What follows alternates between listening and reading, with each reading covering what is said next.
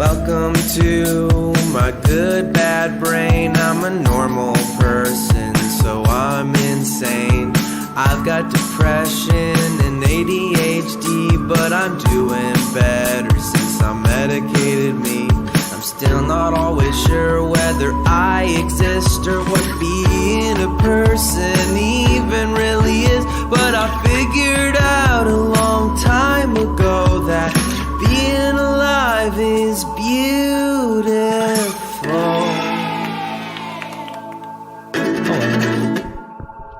Guys, it's my good bad brain. Having a weird one. My grandfather died last night, late. I'm not going to say too much about it right now because there's not a lot, I don't know. I don't understand. No one could ever understand. But yeah, it's just weird, you know? You get really caught up in examining your reaction and being like, am I reacting correctly? What am I doing? How am I supposed to react to this? I don't know. Then I'll talk about some stuff with my siblings or my family and reminisce about them. I find when I write stuff down, it makes me more emotional. There's something about, you know what? I took a picture of this passage from a book about hygge, Hygge. This book I got it for Allie about. It's about this Swedish, whatever, I think I don't know. This Norwegian, I don't know. This idea of, it's a kind of coziness principle, but they talk about one of the main tenets is this idea of contrast. Interiority, contrast, and atmosphere are the three aspects of hygge, and contrast, the second one, goes, because interiority focuses on the inside-outside aspect of hygge, it introduces the important theme of contrast. When we hygge, they use it as a verb, there is a sense of distance between us and the outside world, a contrast between the feeling that we are at the still axis of a moment of pleasure and our awareness of ever-moving life around us. And I took a picture of that to hang on to, because that idea explains to me why I'm so obsessed with things like nostalgia and dining and these little moments of socialization or sort of poetic experience of life. There's a sense of distance between us and the outside world, a contrast between the feeling that we are at the still axis of a moment of pleasure and our awareness of ever-moving life around us. And something about writing something down, maybe about your grandpa who has died, and a moment you remember with him, or how he was and whatnot. That writing, that little version of the person that is forever written down in those words, that person is a poem, and they become that still axis of a moment of whoever or whatever they were in this dimensionality, in this expression of them through this dimension back to whatever they came from now. And it's a still moment there, that still axis of them, contrasted against our awareness of ever-moving life around them and us in it. Anyway, I'm sure I will have more thoughts about death later, but I'm going to just leave it there now because I don't know. It's just weird, you know? And I know different people have different relationships with their families. My grandpa's been pretty present in my life since the beginning, and he was also very quiet, so he was present but introverted and sometimes hard to connect with. And so it's this just strangeness, this strange knowledge. And it was a surprise, but also we knew it was coming. And there's a whole thing someone said once, I don't know who, but I've heard it's a death of an old man is not a tragedy. And I think that that's true. It's just part of things. But it's strange and felt listless and weird all day, and I think that sort of makes sense. That's just a thing that happened, so I'm saying that in the intro here. This episode is an interesting and unique new one. We're trying something new.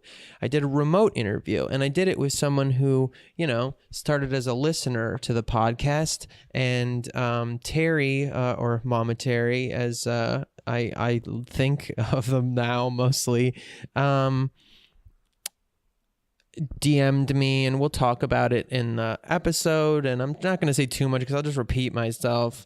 I'll just say again here that Terry probably doesn't realize how much impact Terry has had in my life. Just their consistent feedback to things that happen in the show, and I don't know, it just makes me think all the time, and the larger world in general. We're just, we come from such different backgrounds, and yeah, Mom, I don't know. Just makes me think. It always makes me think. I'm just not going to say too much because you're going to listen to it. This was the first attempt. I'll just say technically. Oh, so that was part of the point. A listener becoming a part of the show. And I wanted to maybe start doing that for a while. Find some listeners who I've had some connection with and feedback about the show. And that might be interesting because this whole point of this show is like normal people, quote unquote, whatever that means, just everyday, every kind of people, and how we are all getting through. And so it'd be nice to hear back from some of those people, even though I know sometimes in the past I've had like influencers and things in the show. And I think, yeah, that's whatever. I think that's all pretty self-explanatory. I don't need to finish that thought. So that was nice to do. Sorry, I'm so weird. I know I'm weird. I'm just, like I said, I'm a little listless as I get through all this, whatever, trying to figure out how we're supposed to be feeling and not even worrying about how we're supposed to be feeling and just paying attention to what we're feeling. And haha, being a person is such a trick. So Terry has this big impact on me. And now Terry's been a contributor to the show without realizing for some time.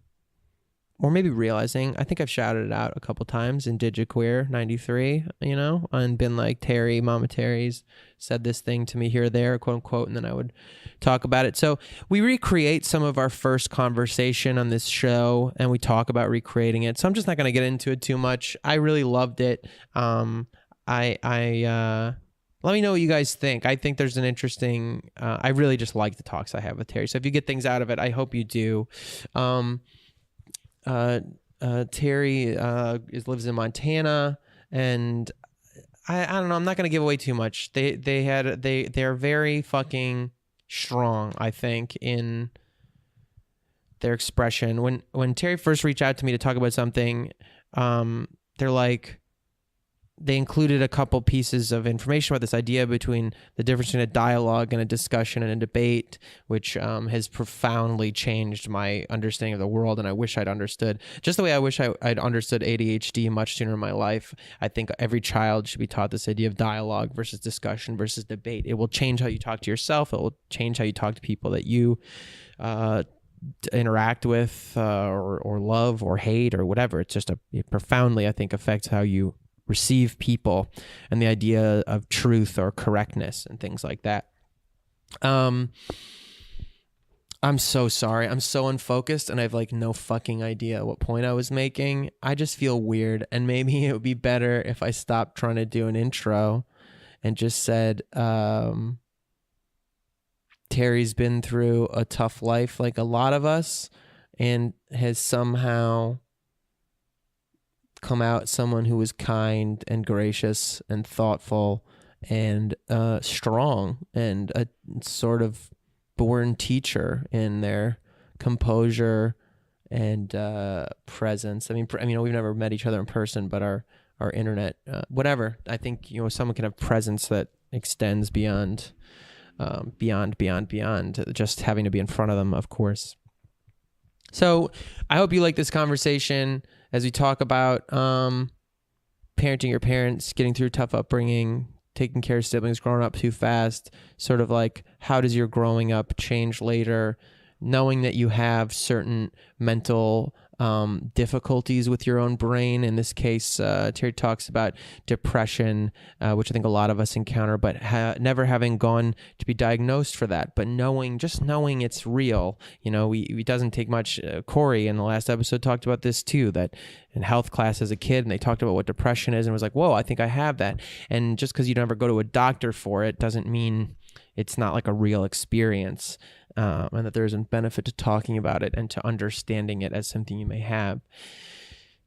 Yeah, this is a good one. It's just interesting to me. And so this is the last little part of this was the first attempt at doing a remote interview. And so I made a little bit of a mistake with some of the recording. Basically, I should have just had Terry wear headphones because you can hear a little bit of echo from my voice. I tried to minimize it, but hopefully it's not too distracting. And in the future, I won't do that. All right. Enough of my little rambling. Thanks for listening. Patreon.com/mygoodbadbrain. Throw some dough if you want to do that, because it's the best. All right. Let's talk. Me and Mama Terry. I hope you like it. Bye.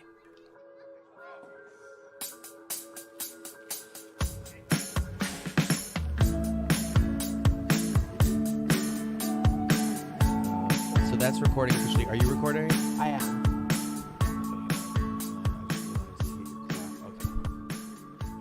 Do it together. That's what we're gonna do. Okay. Are you ready? What are we doing? The one, two, three, clap. Okay. One, two, three. All right. We'll see. All right. So, and I'll put and record this one too, just so I have that backup. Boom. Hi, Terry. Hello. Hello. Or Mama Terry, as I don't know in person, but I know that's like from the internet. That's my thing. Yeah. Well, I'll just talk for a minute. I guess I'll introduce you more in my little pre thing anyway. But this has been something I wanted to do for a while, I guess, because early on you were somebody who responded to, and I've talked about it on the show too. But you were somebody who responded to me online about the use of the word tribal was the subject matter of the first contact, and then but then from then on, you've just been somebody who you listen to the show, but I don't know. I feel like you're a contributor to the show in a big way at this point, and not just to the show. I mean, I was talking about you over holiday break, even at my mom is doing this yoga workshop thing, New Year thing, and so something about our conversation about dialogue, because I think somebody was doing a little workshop thing about living, what to do when you're in conflict, or staying sane in times of crazy or something like that. Yeah.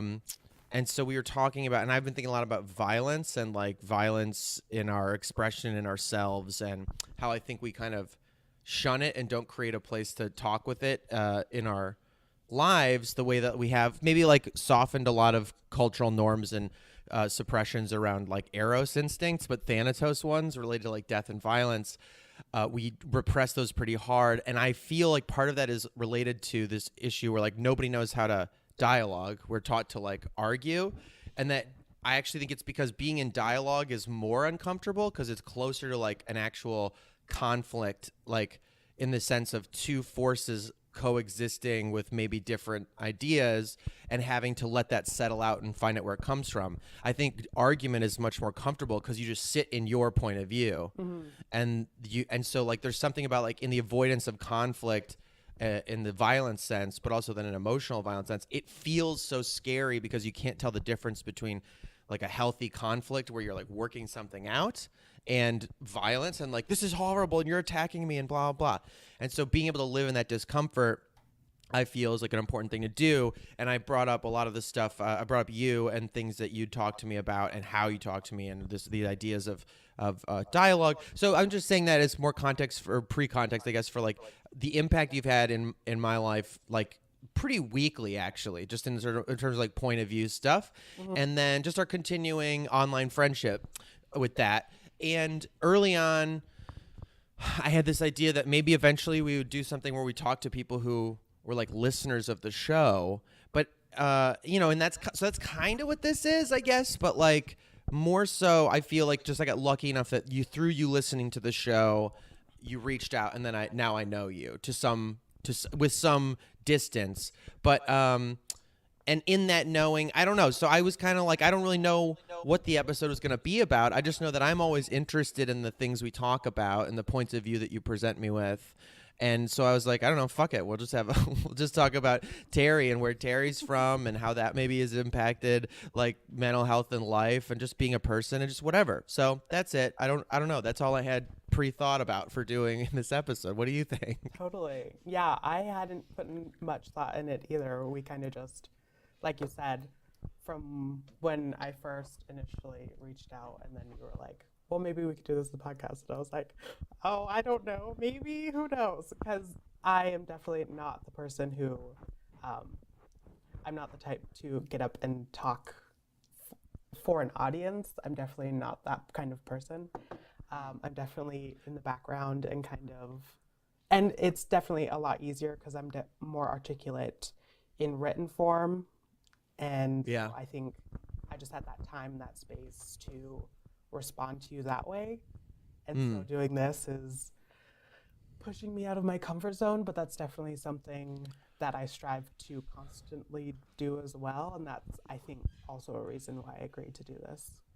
Yeah, I'm so glad. Well, that's interesting. Okay, so because I didn't perceive that in you. I mean, I guess everybody this day and age is probably, it's different because you're it's weird that like as technology advances, we actually like spend more time communicating by written word than I did when I was a kid or my parents did probably. So I guess that does make sense that I do think a lot of people are more comfortable, but I didn't perceive that when we had a conversation. And that is a good jumping off point. I guess that could be part of the topic of what we talk about, which the subject of the first one was, and I'll try to like say my memory of it because I think that's important too. Like, Totally. how do I think about that event and like, what did I think we were talking about? You know, is like, who knows?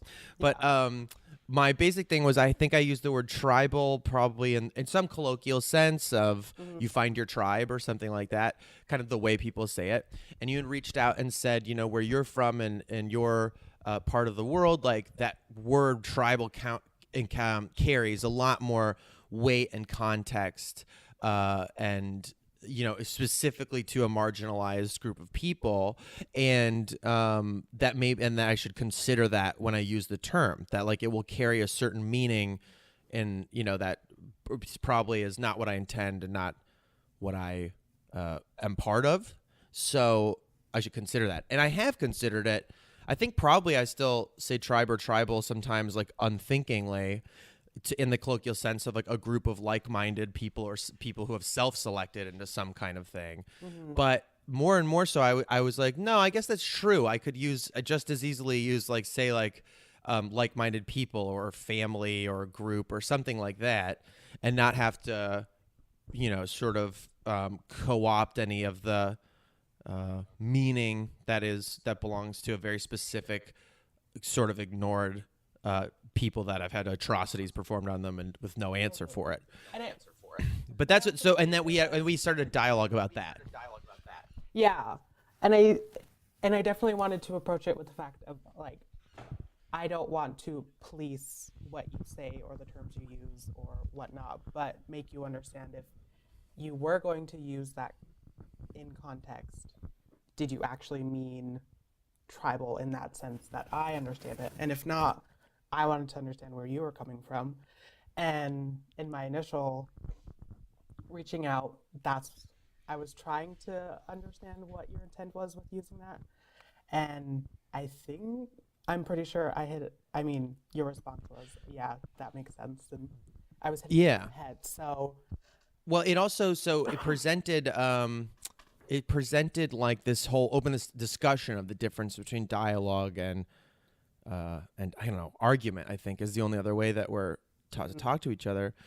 And I don't know, it was just interesting because it touched on a lot of things. One, that dialogue concept has come up a lot in this podcast and in my life of being like, wow, there's this whole other way to talk to people, and noticing like, especially when we slip into conflict with like loved ones, how quickly you go to like, but you said, and that's what become one of my cues now of like, this evidence gathering style of talking to people where like you're just holding a point of view and looking for things you can use as points, Yeah. as opposed to like this idea where you're actually trying to communicate, which I think also struck me by, and then just on the personal, like cultural sort of precarious point that of that aspect of the conversation was one of like feeling like I'm a white straight guy who just talks online publicly.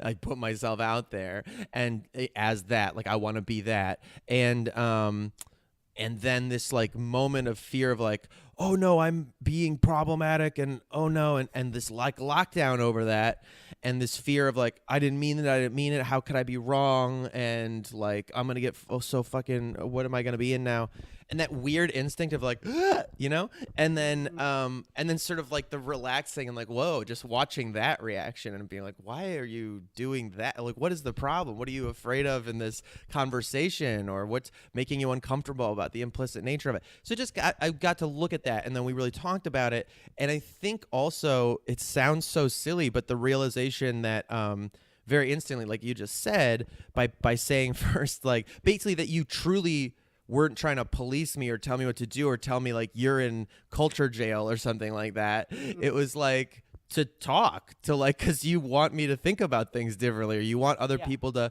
you know, you want this actual earnest desire to like not be like the you're the bad person thing, police thing, but like, and that feeling so revolutionary in this like moment in time. Yeah. And that led, and we had like a long Skype talk about it, and but anyway, part of that was to say that I didn't think there was any like difficulty talking at all. So I'm surprised to hear that, because you feel like a strong voice.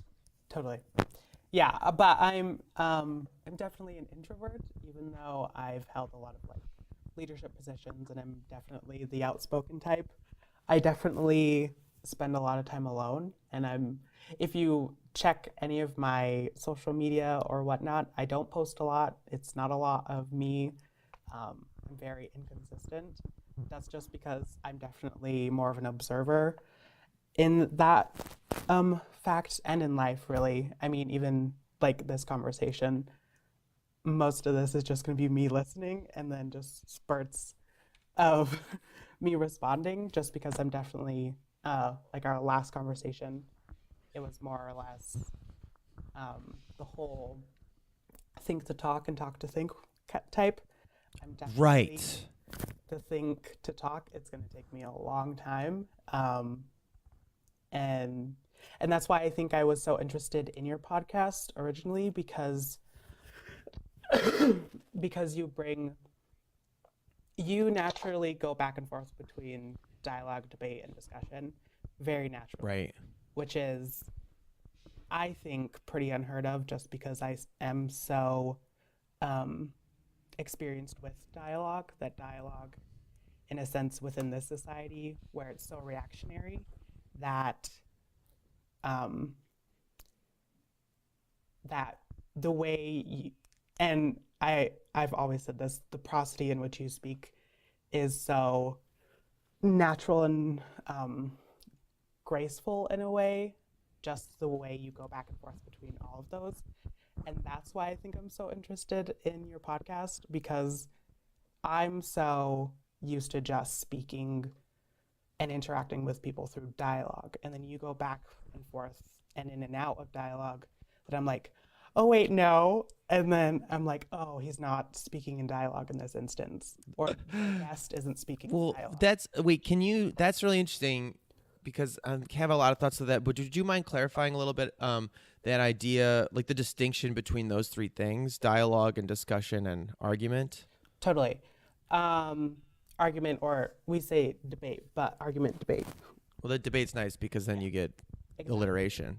So discussion is what we're more natural to interacting with for people. It's what we do on a day-to-day basis. It's retaining a relationship or maintaining it, making sure there's no conflicts, or if there are conflicts, we feel weird about it and we want to resolve them as soon as possible. Debates don't care about relationships. They want to make their point, and there's the sense of competition and a winner and a loser, and not really maintaining anything. And then with dialogue, it's building the relationships or finding common ground, really. um, and we specifically do that through speaking through personal experience. So the dialogue that I've grown into and been a moderator for at the university is we don't bring in statistics. We don't say, well, when that kind of thing. It's in my experience, I've had this happen. And that's the only thing that, and that's where that whole idea of validation comes in. Yeah. Of you may not agree, you may not believe them, but that's their truth. Right. And so we're going to validate that and see what we pull from their story and their experience, and whether we necessarily agree with the fact that they, for example, don't believe that they have white privilege. Fine. But I'm going to tell my story of how my race has impacted the way I don't have privilege or I do have privilege. And hopefully they can see that and start validating that experience of whether or not they actually do have white privilege. Just for that even that concept of like the world as, I just think that's so freeing and quite frankly so helpful in trying to move forward with like, I don't know, from a mental health perspective, one thing that used to fuck me up so much was just like how bad everything is. Just, and you felt like people were overwhelmingly bad. I just watched I fell asleep in the last little bit because it was too late at night. I was watching this movie 8th Grade. Have you seen that movie? It's good. It's Bo Burnham made this thing about like these, and it's about this 8th grade girl, and it's so, I thought, very good, very painful, like very like apt about like what it's like to be in 8th grade and the horrible little social interactions people have, and like, and so anyway, that feeling that things are very overwhelming and then can compound to like global events, like there's this wars and these meaningless things, and being able to like look at other people who did terrible things or said terrible things or felt terrible ways and truly look at them as like they're only the sum of their experiences, and whatever they're doing or saying is like coming from this place of like their truth. Like they're very, and they can't, like, it's so much more helpful to be honest about your truth, because then we can actually make progress with it. And I feel like a lot of, especially like more left-leaning and woke, like kind of types, people who like want to be on that side of the spectrum, I'm saying woke in quote unquotes, I think are more concerned with like, since we don't learn how to dialogue, and I saw this in myself, you're more concerned with like this discussion debate side of like learning the right language and making sure you don't do the wrong thing, instead of facing genuine, like maybe culturally ingrained points of view or bigotries or even like racist thoughts and stuff like that, honestly, and saying like, well, actually in your experiences so far, what you've come to accumulate and kind of hold as your actual reaction may not be what you like it to be. And you should, and if you can't validate the reality of that in a judgmentless way, like just like then you just will never look at it and acknowledge it. Exactly. And I felt like so that idea of dialogue, even for with oneself, if you want to improve anything in your life, whether it's like your depression, emotional state, or to be just a truly better version of yourself that's maybe less racist or less afraid of different people or something like that, you have to be able to look at those dark, or even like, let's just say, be less angry, be less like rage reactionary to people around you in a defensive way. Like to look at the parts of you that are kind of bad and say like, those are real though. And they're in there, and not to say like, you know what I mean? Like they're so riddled with guilt and shame to go, they just are what they are. Now let's go about why and changing that, you know? Totally. And I think, yes. And you said that people are the sum of their experiences. Well, yeah. I think the sum of their invalidated and validated experiences. There are people who are going to go about completely ignoring certain experiences, and whether that be trauma or privilege, and that affects who they are and how they go about the world. And I think, it's just the next step of those experiences. Yes. I think you are right. Yes, all the experiences. That's very interesting. because yes, the invalid. Because I also think the other thing about it, like I think that's an interesting binary too of trauma. What'd you say? You said trauma or privilege, like have their trauma or privilege, and that it is true. I think there's also, because we're so discussion and honestly, I think bypassed right to debate oriented, like in the way we're taught to speak. I do think one, like you kind of instinctively weigh out in this conversation you're having with whoever you're having with your traumas and your privileges, and go, whichever one I have more of, that's the only thing that's valid. Yep. And so if they're saying that they have that I'm more privileged than they are, then that must mean they think I don't have any traumas. Yeah. You know what I mean? Because I'm the privileged one and they're the trauma one. Instead of this honest dialectic that says, no, other people having more trauma doesn't validate your depth of humanity. It's just saying, like, we're asking you to consider what a disproportionate amount of acknowledged humanity might do to a culture and to a people and to individuals over a long period of time. Something like that. But like just sort of making it more okay for everybody in the dynamic, including oneself, to have a, or maybe not even make it okay, encouraging a dialectic view of reality, which might allow a true pluralism like to emerge. Totally. Yeah. No, there's another question. But I mean, so that thing of that, like, what you made me think there, I don't know, I wonder what your thoughts are on this, because I do, now that you've been able to present to me like this different of these three ideas of speaking with an individual, I do think you're right that my inclination is to slip between those three modalities pretty fluidly.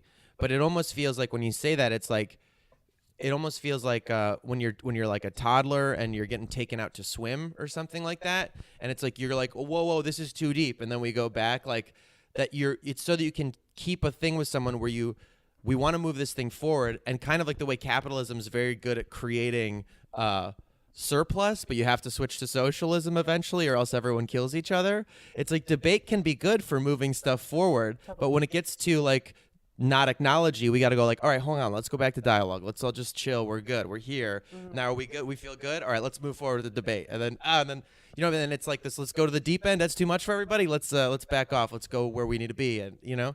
Totally. And those three different points of interaction, I think they are all useful in the fact of we have to make sure each one of those, when we're experiencing them and in the depth of it all, is it productive? And I think that's the biggest thing, is that we've done all the debate, we've done all the discussion, like, and now we have such a reactionary society that we just want to say, well, you're the bad guy, this is my experience, and this is how I'm feeling like I'm being oppressed.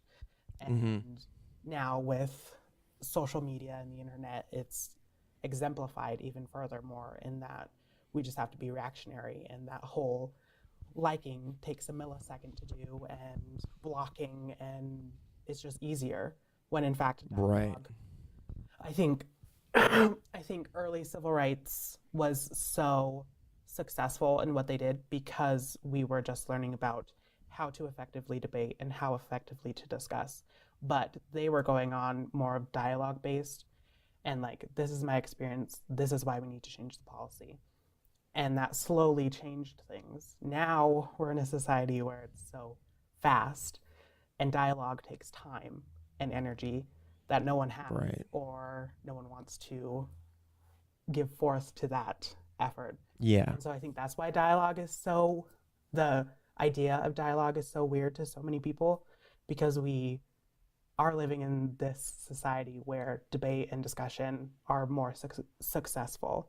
But I think we're slowly running out of that kind of steam. The steam for which one? For debate and discussion to be active. And just going back to that.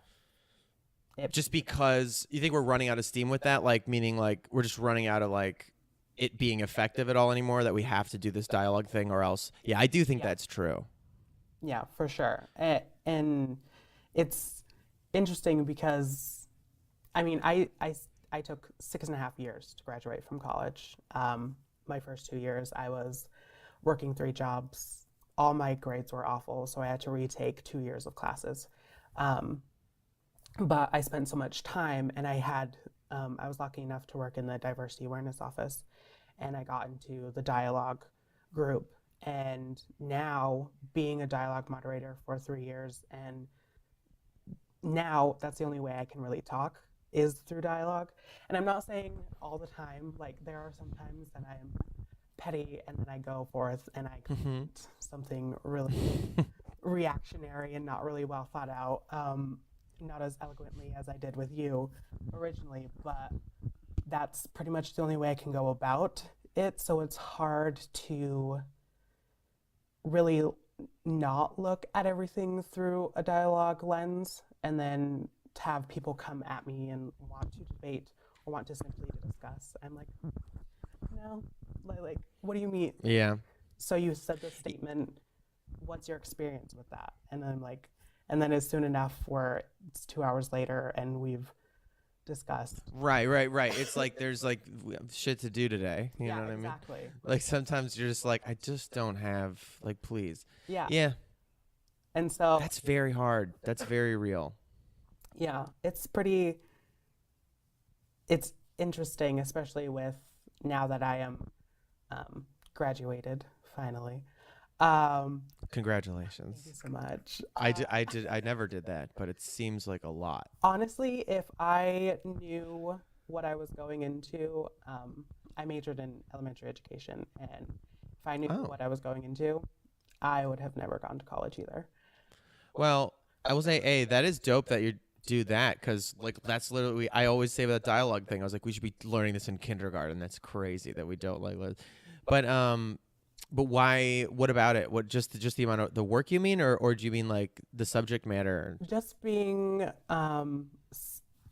having the dialogue lens and being so aware of the hypocrisy and the politics and the fact that I know what I bring to the table and the resources that would be available to me aren't what I want to give to my kids. Right. Be in my classroom. And I know knowing that, I wouldn't give everything to those kids, so I can't do that to those kids. So Wait. In what sense you give them like literally in terms of resources of like school learning equipment stuff, or giving of yourself, like what they would require for you to? Yeah, and so you're saying like since you feel like you can't invest all of you in that, then it's like better to not do it at all. Yeah, exactly. Because I don't think that's as effective as I could be, and that would be irresponsible for me for those students. So yeah, but that's so interesting because that makes me think of like the whole thing of like having kids and the thing about like people who have kids, like just that idiocracy joke of like the people who are like, I just don't think we'd be able to like take care of them the right way, and we only have like two like $100,000 paying jobs, and I just don't know that we can, and that like the people who do just like have nothing and have no emotional control and just keep having kids, and like maybe it's the people who are like, I don't know that I could give them my all, so I probably who actually think that thought that should be in there. Definitely. Yeah, and something to consider. That is interesting. I think that definitely comes that you bring that up. The fact that, well, my mother was incarcerated when I was 9, and I moved with my aunt off the reservation, and I had an awful childhood, like ridiculous. So I think that's I've read some of your poems. That's which are very good, by the way. Thank you you. Sent me those early, and I really love that too. That also won me over because I was like, because you were like. Instead of sending a bio to someone, if I could just send poems to people, like I'm like, before we talk, I'd like you to know a little bit who I am. Here's a poem. Exactly. It was like, for me, that's like the best way. I was like, yes, all right. Yeah, like this definitely. speaks to me. Anyway, sorry. Well, we'll come back to the poem thing, but Yeah. I think that that's the reason why I'm so invested and why I think I wanted to go into teaching originally was because school was a safe place for me. That's where I could be a kid, and the people who were my teachers were my absolute saviors. So I thought, well, I could be that for someone else. But now knowing the whole game of being a teacher, I it makes me feel gross and I don't want to do that. So if I can go above that and change some stuff on the admin side, maybe that's something I'll go into. But also there are so many other things that are pulling me away from teaching. And I'm not saying that I didn't like my education or whatnot. It gave me so many tools and skills that I would have never learned in any other degree. But knowing the education system and how it's set up, it's not made for someone like me to go in there and make those students successful. So, but just the system's just so fucked. Just the whole. Yeah. Yep. Yeah, I mean, it's not something that's come up really intensely for me because I don't have kids or anything like that, and I'm not looking at that at all. So it is weird to be a grown up and realize how little you think about like the education systems that you went through when you were a kid, because you're like, well, I'm done with it now, you know. Yeah, exactly. But that I was listening to a thing about ADHD stuff, just 'cause obviously that's a thing I struggle with a lot, and the more I learn about it, the more it explains like so fucking much about my life that I wish I learned about. But they're saying one of the it's hard. School's hard for you basically because your motivation systems are totally different. And so the three basic ways that everybody else is motivated to do things are they're basically importance. Like, it's very important that you do this. Your teacher tells you because you'll get good grades or whatever, and you just don't. It doesn't make sense to you. You're like, it's not. I don't. Yeah, that's not important to me. Yeah. Like other people's idea of priority, and then reward and consequences. Like if I do this, something good will happen, or if I do this, something bad will happen. They just don't affect you at all. They just seem annoying. And that they were saying one of the few types of learning that works for children is like who have ADHD is Montessori style, like this, like, you know.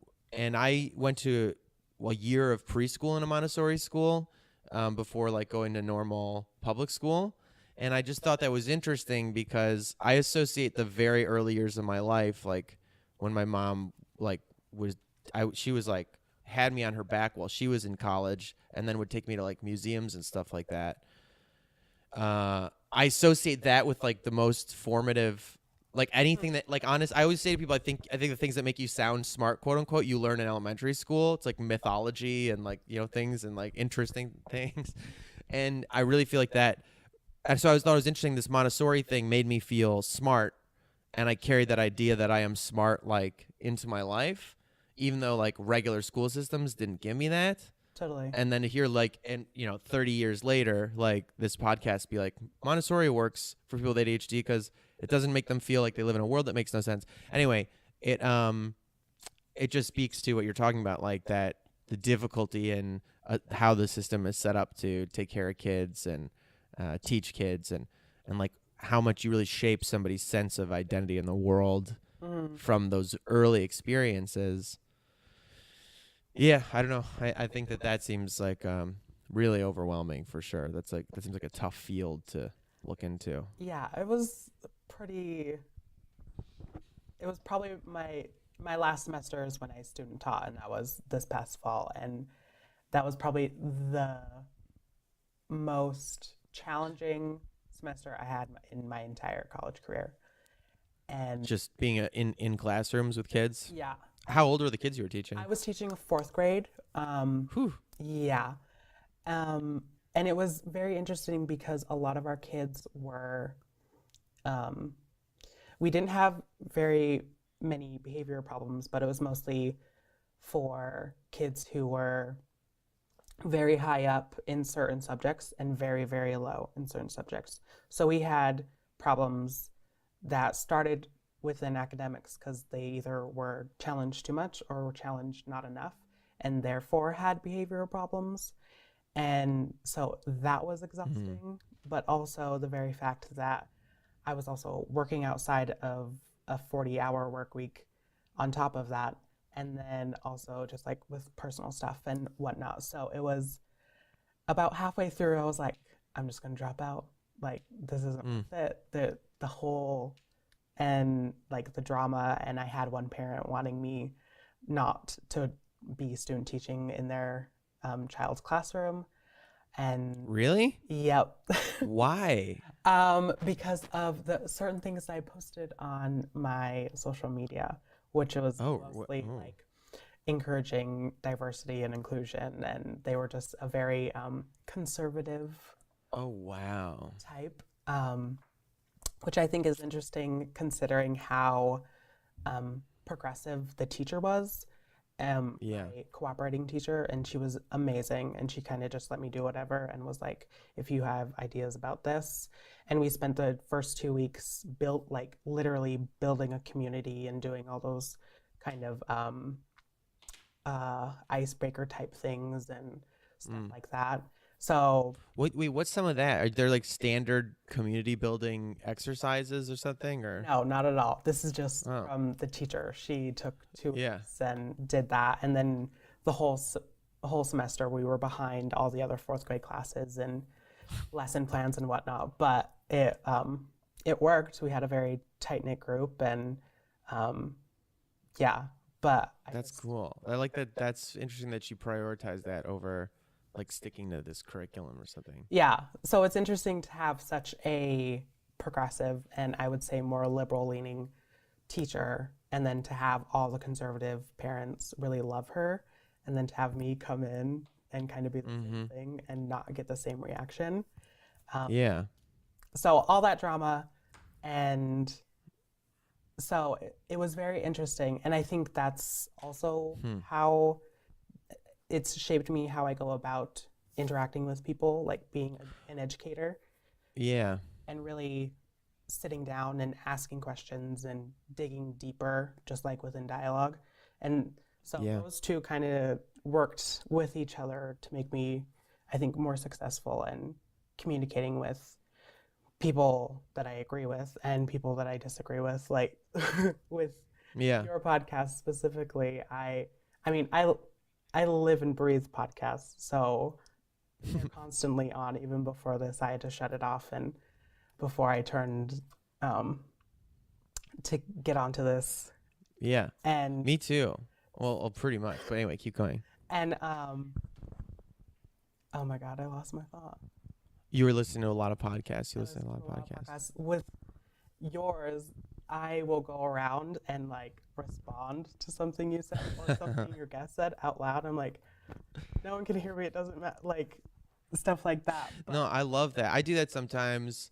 I think I have a tendency to listen to like, I have a I think because I'm this like white guy, I have a soft spot for like guys who are right on the edge of like, just be a little more, just grow up a little, you know, like you have a voice that a lot of people are listening to. So like Chris D'Elia and like Joe Rogan and these people who I think are like right on the verge of like, they're like, I think generally good faith meatheads. And there's so many men who listen to them who like will, their opinion will go with like what they say. And I've always like lived between these two worlds of being like, always like very, you know, theatery and like flowy and watery and feeling a lot of like personally just a lot of female energy internally, and then like this vessel that I feel also just in my experience of it has a lot of validity and influence and voice in me that is very guy, that is very like bro-y. I love to wrestle and like, you know, I love bro stuff, you know, and that guy lives in me, and it makes me feel like I can understand a lot of like toxic masculine instinct and also see very clearly why they haven't worked it out yet. And so I do that speaking out loud thing to some of those podcasts because on the one hand, I'm like, originally I started listening to Joe Rogan sometimes because I was just like, oh, he's the perfect mix of like DMT, like, man, the world's crazy, we should also do hallucinogens, but also did MMA. And I was like, yeah, this guy's my perfect balance of things that I like. And then he started like giving more platform to like bad faith actors. And I don't think he means to be, but I'm like, you know, so I'm always like, it's hard for me to ignore the big popular things in the middle that I was just thinking when you were saying that, like, I give more attention to the things that I know will like trigger me, that'll like bother me. Like, and I have to tune in and see, like, what are they going to do? How are they going to disappoint me or fuck up this week or something like that? But also at the same time, they entertain me. Like there's things I really like about what they do or that make me laugh or Totally. that I identify with. Anyway, so I do that talking back to podcast thing too sometimes, and sometimes I'm sheepish to say the things I listen to the most because I'm like, no, it's not like I just agree with and love everything they say. Like part of the point I do is this ongoing identity crisis about like, what do I fucking am as like this, you know, the colonist, you know what I mean? Yeah. And what you do, how I move forward in the world with all my other feelings. Definitely. Anyway, but yeah, so that talking out loud, that's I think why I like the way you engage with me has always genuinely made me richer, you know? Like it makes me think more about shit. I don't know. And I think so I don't know, there's no end point to this point. It's just that like that talk around, it feels that way. Like when you send me the message after, I'm like, when you told me like I'll speak out loud to something you or your guests say, I'm like I can feel it in a good way, you know. That this is like a long time coming, basically, and I don't know. There's just something fruitful in this exchange for me, at least, and I hope you get things out of it too. Definitely. Yeah, and I think, going back to that, I think that's why I'm so interested in your podcast, because the way you think is definitely opposite from what I think. And I'm definitely that person who needs something to like challenge me. I love a good challenge, especially in something as fundamental as something that like I believe in or that my understanding of a certain topic. I'm like, wait a second, I don't know about that. Yeah. And that's why I always follow up, because I'm like, okay, so I'm gonna follow up, see what he says, and see my understanding furthers from what your understanding is from the exchange. And so I think that's why I keep listening. Well, can you give me an example about that? Like what is the difference? Because I kind of want to move more into like, this episode is closer to the only other professional I've had on the podcast. Is like right now the dialogue has been, or whatever, not the loaded term sense of dialogue, but whatever we're talking back and forth at each other has been more in the vein of that, about this other idea. But I was like kind of wanted to make this sort of hybridized, that like as a guest also, as a like just as Terry, like, and knowing the poetry you've written and basically that I kind of want to bridge from some perspective of like, not just you as this character who I don't know in another state, who is a friend who I know through this context of discussing social issues that I always feel expand me, like beyond just that quote like surface sense of what you bring into my life. Like as an individual and as a guest in that sense, I want to bridge over to say like, so knowing that one of the initial frameworks of my knowing of you and was that you as a Native person, as like a First Peoples person, as a queer person, as like these different sort of things, plus living on that like front line of like campus culture in fucking Montana, working with ACLU, having all these parents around you who are conservative. We had an interesting thing about guns one time because you had a more nuanced sense of that than most leftist people that I have because of your own background. That is to say, your background is so different from mine. Even if I feel quite kindred with you in the way we communicate, or reading your poems or whatever, I'm very interested in those, in your experience of like mental health, of being a person in those contexts that are so different from mine, and specific, especially to I think the First Peoples stuff, because, I mean, we had to do, this sounds like the most suburban shit ever, but we had to do like these study, like a big thesis book report one semester, I think our junior or sophomore year and everybody had to do on a marginalized people. And I did it on the Native Americans and just had a cursory understanding, which was never taught to me outside of my like independent study for this project, about like AIM and about like just, the history of like the FBI's war on fucking Native Americans and then obviously all the genocide unanswered for before that. And so that is something that I think is still like, so because of the reservations and because of geography, like still is a very cloistered population from even like mainstream marginalized groups, So to me that like double, triple whammy or whatever of like indigiqueer, that's like your identity on Instagram, how does that then affect your sense of like, and your personal experience with your life and I won't speak about that, but I'll just say that we're in your poems. How do you then end up here, like going to school to try to affect educational policy and help people like you, holding space and not just being reactionary for people who say stuff that's different? Like, how do you go from that to like who you are, and how do you maintain any sort of like mental wellness or sanity, or, you know, not just reactionary fucking anger that like all the time? You know what I mean? Yeah. Oh gosh. That's a So that was a big long thing to say, like, please talk about you. I don't know. Oh God. I guess I can go back and kind of tell my story, which I Sure. love. I had to grow up really quickly when I was a child. My parents were druggies and alcoholics. I say I have six siblings. I have five siblings. I technically only have four, but we took in a very young cousin right as she was born, and just had her before we all got split up. But I remember, like, at 5 years old, cooking dinners and making sure my little sisters took a bath. And I was doing homework on the bus the next morning because I had no time the night before to actually do it at home. And so I had to grow up very, very quickly. And then once I got off the reservation and lived with my aunt and my uncle, they really were what saved me, and what I feel I was lucky to get off the reservation, because out of the six kids, two of us have graduated high school, and we're all above graduation age. So there's, and a couple of my siblings have gone back and got their GED. Yeah, I think, yeah. Yeah, and then I'm the first in my family to attend college.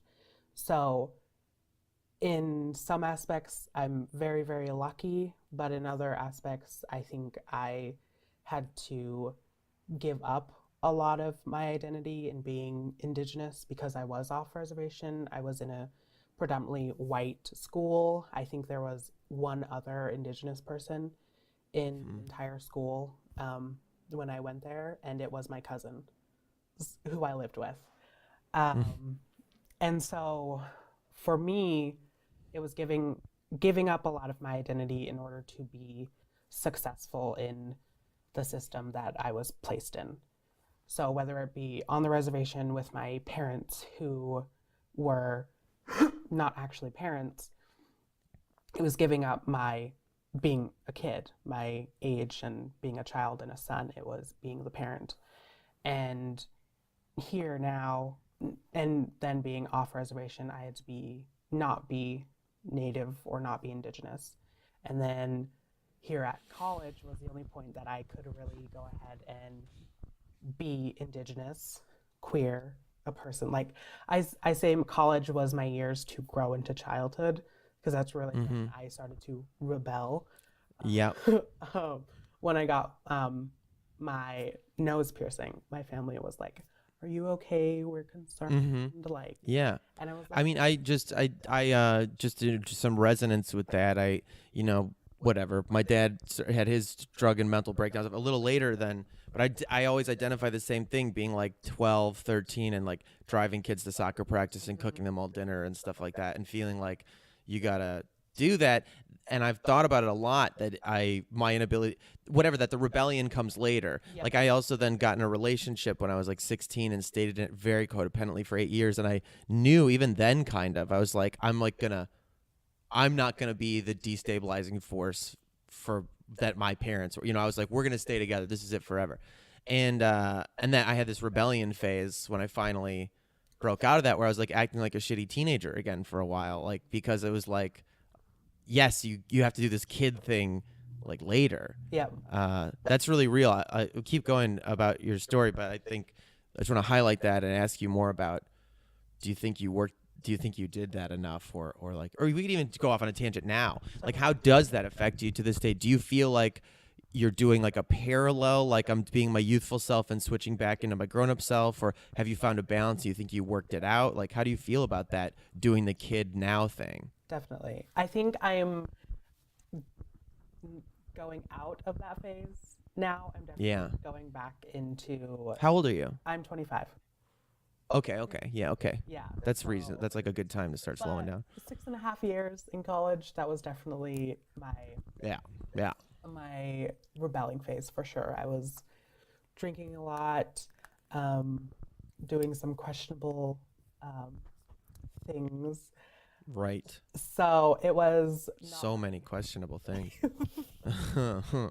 Yeah. And I mean, I still to this day I think about that Fiona Apple song, "A Mistake," and I quote it all the time when she just says a well-made mistake, and I think about that, like how many well-made mistakes I've done in my life, like very intentional, like, oh, I know this is destructive, I know, and then you're just doing it anyway. And to this day, I do think there's like little versions of that are good and accept. Like there are not like true firebombing my whole like life and emotional situation and creating drama just to be like, oh, I don't know, why not? But like a little bit more consciously, I do think there are still places that you need to like hold that space for the trickster or something, for the forces of chaos, you know, where you're like, definitely. Well-made mistake is very crucial to sanity. Yeah. And even then, I think I was very calculated in my decisions. So I necessarily wasn't like just throwing it all to the wind. I was. Right. Well, you couldn't afford to. No, not like at you all. can't afford to truly like release all the control. Mm-hmm. Yeah. So it was very calculated irresponsibility, but it was. It was very formative in who I am now, because then I'm like, oh, okay, I've had those things, like, it's fine. Yeah. Even, like, I didn't drink until my 21st birthday, because I was like, good, yeah. I'm not going to drink, or, like, I'm not going to be that person, and then I realized, I'm not my parents, so then... And then, but just the fact that you were able to wait that long means you're not your parents to some degree, you know? Like I think I was kind of like that too. I was just like avoided it a lot. I did drink for the first time when I was like probably 15 or 16, but I didn't keep I didn't buy my own alcohol. You know what I mean? It would be like until I was like 21 or 22, and I would keep it in the house. Maybe a little later, like later than one would think. But I just think that speaks to, there's something about like when it first gets in you, I think too, that like where your brain is in its development. Totally. You know what I mean? That it addresses like how you'll interact with it to some degree. Anyway. Yeah. Alcohol is the one that freaks me out a little. Like I've tried it a little bit again in the new year, and I'm like, it's fine. Both times it's like I had one the whole night. Like one with my friend was going away, Miles, who was on the spot. He's like gone to Europe for 3 months to cook over there, and then I had one like the other night with dinner with Allie, and it was like you're just like I don't know. There's something. It's kind of nice, but it could have as well been tea, and it was like. It just alcohols are, especially if any of us who have these good bad brain things. I just don't think it does much good for you. Like it can really enhance a night if you have a truly bright group of people and it's like feels good and jubilant. It can be dope. It can be really nice. Or if you're gonna have like a really dark sexy stuff, it can be nice sometimes. But it's really like one of those like the cost benefit on alcohol as a coping substance for me is just like really lost a lot of cred, you know. Totally. And yeah, I definitely used it as more of a tool to like socialize and being in those environments that especially being such an introvert and going out and being with friends and then meeting those people's friends and right. And I was like, oh, okay, I could just be drunk and it doesn't matter. And then it was about 2 summers ago, right before the fall semester, and I realized that I was like drinking to cope with I'm pretty sure I was going through a depressive episode, but I was drinking like daily because I worked from home. I set my own hours. I was just alone home all the time. Yeah, would you do it while working? Yep. Yeah, that's like I would do. For me, it became a thing. I was like, my little whiskey cup would be like my writing buddy, you know, and that's why I stopped last year, was because I realized I was doing that basically every day. Yep. This like subwoofer of scotch in the background, and never feeling like drunk, just being like maybe get buzzy by the end of the evening or something. But yeah, it was like a really weird habit. Yeah. Yeah. And even I, like, once I realized that and the semester started, I just told myself I wasn't going to drink. So I didn't drink Yeah. the entire semester. And going back to school, and especially in a college campus, that social pressure to drink and to go out and to party is a constant, whether it's a Tuesday afternoon or Saturday night. Like, everyone's wanting to Yeah. get drunk. And I got really lucky with the people that I have for friends and colleagues here in this at the college, because they're very understanding. And I was like, I'm just not drinking this semester, and Yeah. they're like, okay. And so Yeah. even That's so helpful. Yeah. Like that's me and Jason did the no drinking thing together most of the time. We're doing game sobriety this month. No video games in January. And that's way harder than drinking, to be honest. Yeah. But yeah, that's really good. That's the best. I think anybody out there, if you have friends who like fuck with you too much, like when you decide to cut something out, maybe cut them out. Exactly. but genuinely, like that's that's such a red flag to me. About someone's care about you when they like are like, what do you mean, come on, have one with us, blah blah.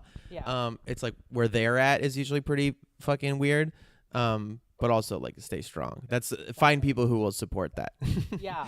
And it's really interesting because I'm not one to like hold back anything. So if people would push me to be like, oh, why are you not drinking? I was like, well, I was drinking every day for the last month and I was in a pretty bad hole. So I'm not going to do Yeah. that. And they're like, Yeah. oh, okay, whoops. Okay, sure. Yeah. And I'm like, okay, you're going to make me weak. Yeah, just start scaring people with it. Be like, listen, I'm a professional, okay? Yeah, exactly. So, No one gets out alive if I start, all right? yeah, exactly. That's really funny.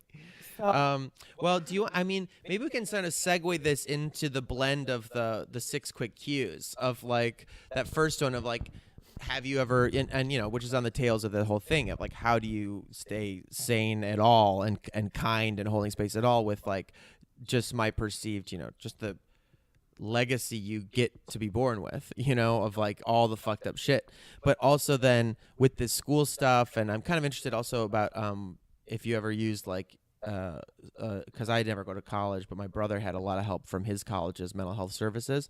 But I was just wondering if you've ever been diagnosed with anything, or if you've identified in yourself, like what are your things that you struggle with, and kind of the second one's part of that. So I'll ask him as kind of one in this because I want to know if you've ever used mental health services at your school, and if you've ever tried any medications. And this alcohol is obviously on the list, I'm sure. But yes, that one. Let's do questions 1 and 2.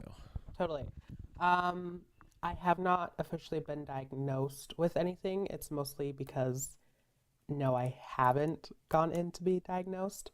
I mean, growing up, mental health isn't on the forefront of anything in my family or on the reservation within our community.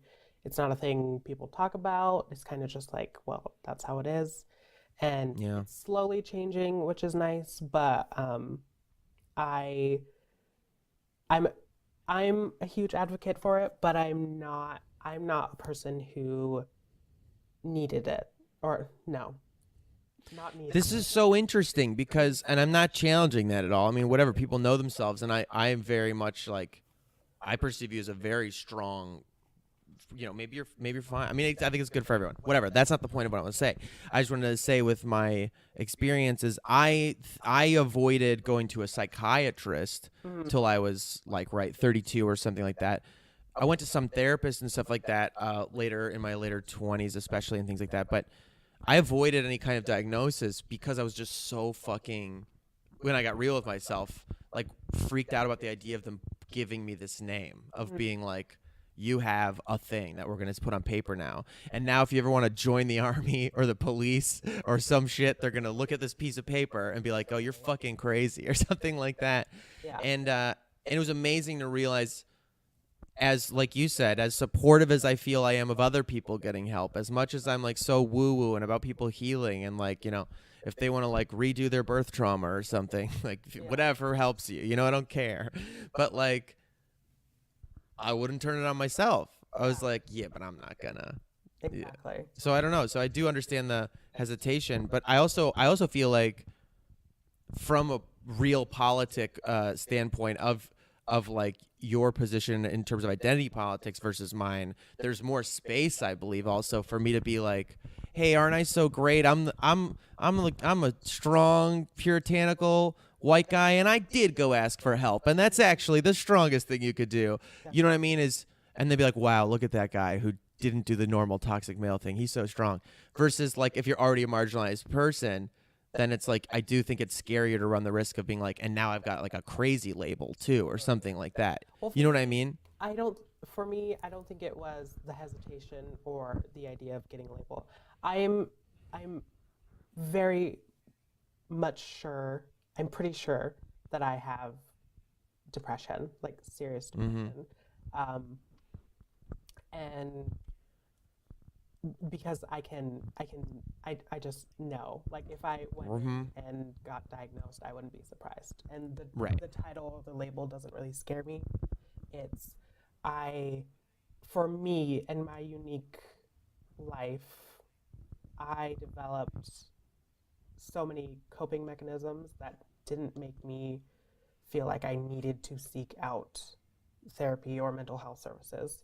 Me. And you were talking to, was it Laura last time? But something about a mechanism to like pull yourself away and look at yourself and analyze the situation. And that's literally how I've described it my entire life, is the fact that I was able at a very young age to pull myself away from whether it was a traumatic or emotional situation and just be like, oh, why am I reacting this way? It's because of this. And not necessarily actually experiencing it in a way. And so I could be very analytical about the situation. That almost dissociative effect of being like, this is a thing happening to the body and the person that I'm in. Exactly. But that also made me more effective in academics, in work, in everything else, because I could pull it away, I could recognize it, and then put it on the back burner for later when I could deal with it. That's huge. That's amazing. Yes and no. Like, well, no, I think it is. Well, yes and no. Why yes and no?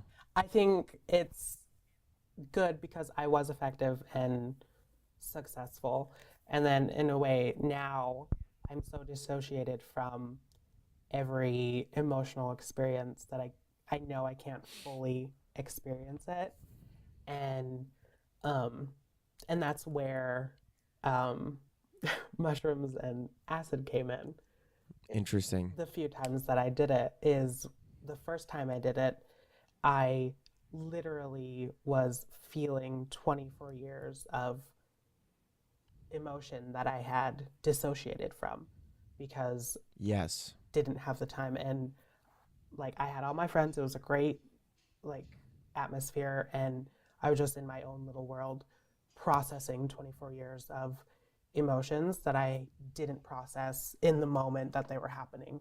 And then now that I know that that's how I go about experiencing certain things, and I think it'll lead into the other 6 quick cues, but things that I can't fully experience. And that's, so in a way it's effective because I can get through life more effectively and efficiently, but in a way I'm doing a disservice because now I have to build new coping mechanisms in order to actually experience those emotions more fully and in the moment. Right. Yeah, you built you got this one mechanism as a very effective survival mechanism, which conveniently you could have just gotten reactive anger or like rage or violence as as a protective. So that's why I think like it is a much better version, because at least yours also in protecting yourself probably helps other people around you more also, because you're not just like passing that energy forward, you're like sort of receiving and dissipating it. It's just in the receiving and dissipating, you're also dissipating yourself a little bit. Yep. So now you're like working this reintegration of like being in your self and body experience. So like that does make sense to me, that like this yes and no quality. I think I guess I wish the majority of people's response was more yours, because at least it'd be a nicer world if people's response to terrible things and difficult things early was to like dissociate and go, well, it's not really me, it's other things, and but yeah, it definitely does. That's interesting, because that really does speak to everybody's individual like mental health journey. Like, what is your thing that some people, I think most people probably need to do more what you do, like learn how to step back, explode yourself a little bit, press pause, and have that DBT thing, that dialectical behavioral thing of like mindfulness and whatever. But for you and for some other people out there who have that reaction, that naturally receptive one, which also holds space by like pushing yourself out of the way, for you the journey is more about like presence and here-ness and experience and like taking up space and fully feeling all that space that you take up. Yep. That's really interesting to me, because definitely those two general poles in dialogue with itself like makes up your sense of that yin yang balance of that. Do you have any physical practices? Napping. Yeah, I would recommend maybe just experimenting, like find something you like. It doesn't matter if it's yoga or just some basic stretching or just push-ups and sit-ups or whatever the hell, but I really find that helps. I would dissociate a lot. I still do. And part of the reason I started this like physical life, this whole like weird pursuit, is because I feel like I'm very in extremes. I'm either like all here or all gone. And sometimes the all gone with my depressive episodes could last like periods of time. And when I would, and maybe this is the way my ADHD interacts with that, when I would be in here-ness, I'd want it to be so extreme. So I'm much more likely to have like a week or so or a few days where now is an active day, so I'm very active, and then the rest is that like extremely lethargic, extremely nappy, away from my body.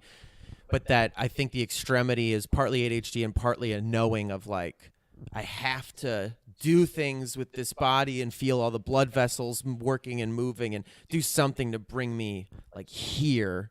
Totally. Which I also think is why I do like weed so much now, and I want to explore hallucinogens more, because again, the alcohol gives you a slippery little, at the beginning of it, you feel more here and like woo, and everything's greased up, but the overall effect is like it starts clogging everything, and it's versus these other things that I do think encourage you to be just present, to be so much more here in your bones and your body.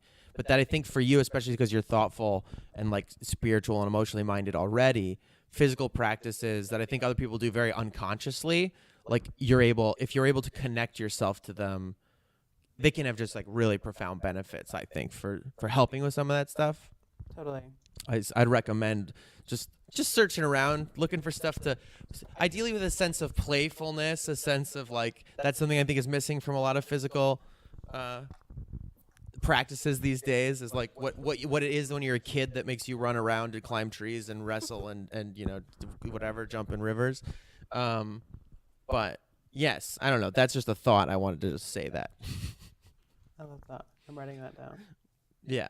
Physical practice doesn't matter. I think especially like yoga is good for it and boxing is good for it, because both of those inherently ask you to link your breathing with your body. And that, which is much easier for me to do in physicality than to sit and do meditation. I'm getting a little better at sitting in meditation, but a sort of moving meditation is much better for me. Totally. And that breath and body synchronicity is like, Yeah. it's good. It's good. Yeah, But so you never got diagnosed with a depression thing, but you do feel you experience those things. Yeah, for sure. I usually describe, like, normally I I'm fine.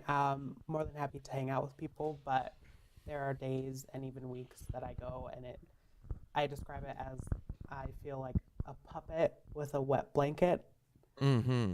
on me, and that's just when I know I'm just bleh. And and you isolate. You feel you isolate when you do that. Oh, I definitely isolate, and um, and napping is my kind of my thing. Yeah. Is I will I used to go do that. hours just Well, sleeping. do you think the isolating?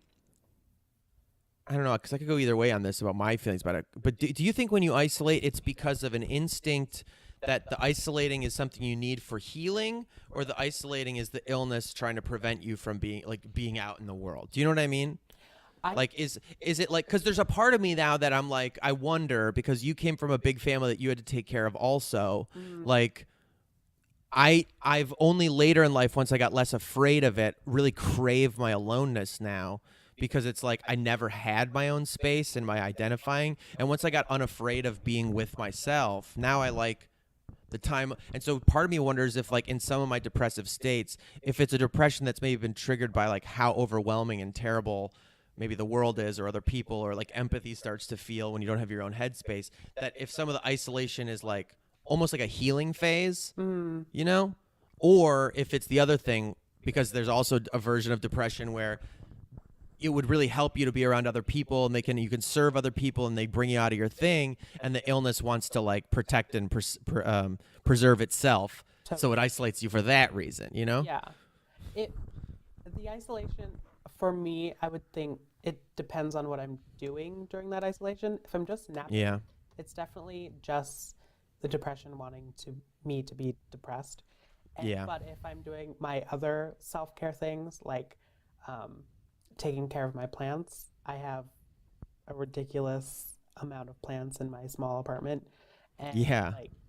like taking care of plants, face masks, like a nice long bath, those kinds of things. But Yes. sitting in my bed and being isolated and like texting my friends that I don't want to go out tonight, that's when I know it's not productive.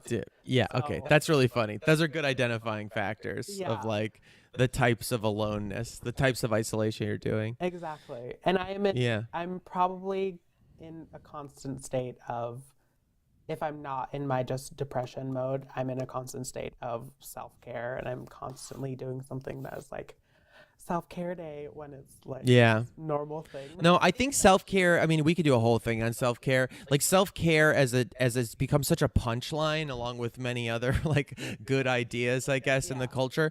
But it's like it's such a crucial real idea that I do think has been like co-opted into something really stupid and glib to a certain degree. And it's weird because much like I feel about the physical stuff, like I do think you can imbue even very mundane, like getting your nails done or something, you like very mundane sort of surface level shit. You can imbue it and make it ritualistic into a true self-care experience. Totally. But vice versa, I think you could take like deeply self-care. Like I think I've met a lot of like sort of that Dharma bum idea, but for the modern day, like people who like really love living in that yoga Sanskrit world, or like that Burning Man thing of like, you know, they're not even there for like the healing. They just like the sort of like culture around the healing. You know what I mean? The aesthetic of that whole fucking thing. And you're like, self-care is just, you're not really self-caring. You're just doing whatever Exactly. this is, you know? But you could put it in a GIF. You can be like, self-care, namaste. Yeah, exactly. I don't know. So The fucking whole moon juice thing. Like moon juice, goop self-care. I get some funny fucking stuff. There's this one friend on fucking Instagram who sends me, he just sends me like a bunch of other moon juice style false mirror. He sends me the best fucking shit on Instagram. But it's like other goopy, like, you know, very wealthy white woman, like crystal wellness self-care shit. And I'm kind of like from that world, and I just feel like this special place of like love and disgust for it. Because I it's hard not to see the positive intention, that idea of everybody, the sum of their experiences, even if they're so ignorant on some level about the way or how they say things. I feel this way about my brother sometimes. It's like he's like Mr. Peanut Butter from BoJack Horseman. You know, he's never acting in a bad. He's like a golden retriever. He's just like doing his best, but like just the things you are taught or unaware of as just day-to-day life, you know. It's so weird. I don't know. It's difficult because I do go down these like shisty little holes, like criticizing these like people of like fake woke self-care, whatever. I don't know, things. But then I'm like, oh, but they really do mean well. I don't think they like. Yeah. I don't know. But maybe that's part of what I like about the way we've talked in the past, and it starts to open up my eyes to like, basically. It's that like just because you mean well, it can still be like not right, and also that's okay. Like, you know, like what's not okay is if you just refuse to look at it and go, no, I mean well, so I'm going to keep doing this. How dare you? Exactly. Instead of being like, no, it's okay. To understand mean well doesn't mean it is well. And then that like it being okay to not be that because you get a chance to be better. Exactly. I feel like everyone else feels like the nature of reactionary dialect or whatever dialect. I'm saying I didn't want to use one of the three. The nature of it is such that you don't feel like you get a chance to learn and be better, so you have to hold your position. Exactly. And like explain how you can't be wrong because you were coming from a good place. Yeah. Well, that goes back to that idea of intent versus impact, and how some people only want to look at one or the other. And usually you getting the criticism, you're looking at your intent. And then when it's someone looking at you, very good. You, it's fuck, wow. Your impact. And and that's very good. Did we talk about that before? That's so good. That was from my original thing. Intent, but I don't remember that. That's very good because it's easy. It also has more alliteration in it. Yeah. But intent and impact, intent and impact. That is actually really interesting because that's such a good way to understand why it's hard for us to argue or why it's hard for us to fully commit to a dialogue. Because that's so true. That's so good. All I see is intent, and all the people I impacted only see the impact. Yep. And that you just have to step out of that cycle and go like, okay, which on both sides would help us get a lot further. If the people who are impacted could earnestly say, no, I see your intent, and the people who have impacted earnestly say, I see the impact, then we'd fucking get somewhere. Oh. But it's like, you know, wow. Yeah, for sure. So it's interesting for you to say that, like, I see their intention of these people who self-care when it's not really self-care, but in a way, if it is for them, then it is. And if it is for them, then it is. I mean, I don't know. It's interesting. Do you know about the moon juice thing? I made this like moon juice video a while ago. Do you know what moon juice is? No. Moon Juice is this string of juice shops in LA, and there was this woman who published a food diary in Vogue or some shit, and it went a little bit viral because it was so silly sounding. And my brain was broken by this. I'll send you the video or something, but it was by this video or by this story, and I made a video where I just read it verbatim, but I did it in this voice, and I was like, I'm Amanda Chantal Bacon, and this is what I eat in a day. And and people thought I was making it up because it's like sounds so silly, you know. Some of the mushrooms you start to be like, you're just making this up, and you know what I mean, like this, like whatever. And also on somewhat disingenuously, but on the other side of the screen, I also added up everything, like what everything costs. Like I kept putting like a dollar amount that would keep adding. And it ends up being like over $1,000 like a day in like stuff, which is a little disingenuous again because all the things she's naming, I'm just going online and Googling them and finding probably what's like a month's supply or, you know, whatever.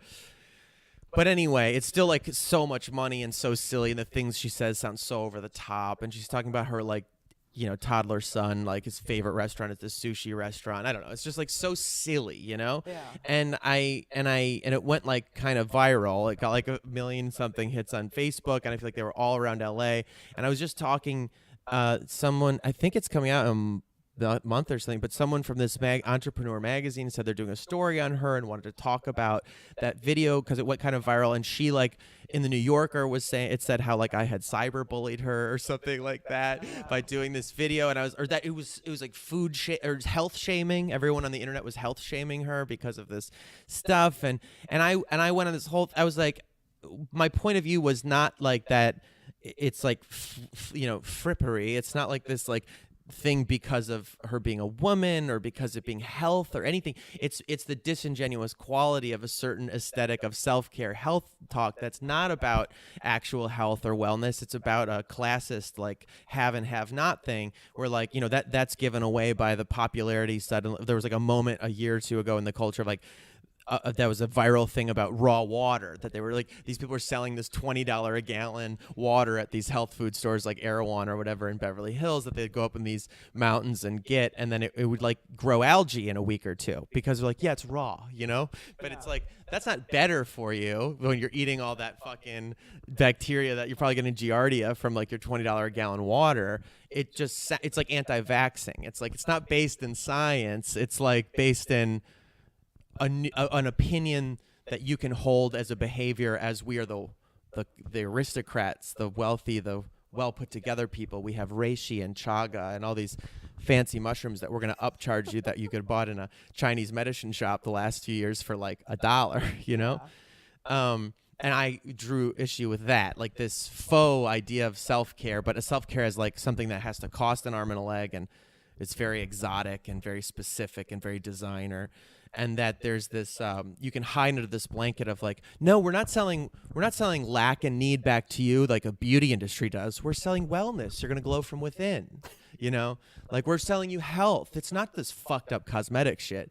And sort of like the wink and a nod lie of all that is where like the self-care thing. That's the bump in the road of self-care in the culture for me now. Is like, it's a wonderful idea that I really wish people consciously did and realized, yes, just taking a bath, just painting your nails can say like, I value this thing and this is beautiful and I'm gonna have like stewardship over this thing of the earth that I get to shepherd through this small moment of dimensionality. But like what it's become is a capitalist structure is a thing to sell back to you, like something fucked up about you that we can make money off of, Yeah.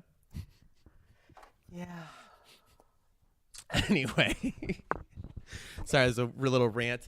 Let's do the third one. What's something cheesy you find inspiring was the next. The third 6 quick cue. My thing would probably be fortune cookies. Oh, dude, that's a great one. Yeah. That's a really good one. Fuck yeah. Did you get a good fortune cookie recently? Yes, the other day actually. I was just feeling some Panda Express, Dude, that's so funny. Panda Express, Miles, my my best fucking friend, he leaves on this trip. I almost screen capped it, but he sent me in our WhatsApp. It was like, and this is like world-class chef, like one of the best fucking cooks in the world. He's traveling to like be in Europe for 3 months cooking at some fancy fucking restaurant in like Holland or some shit.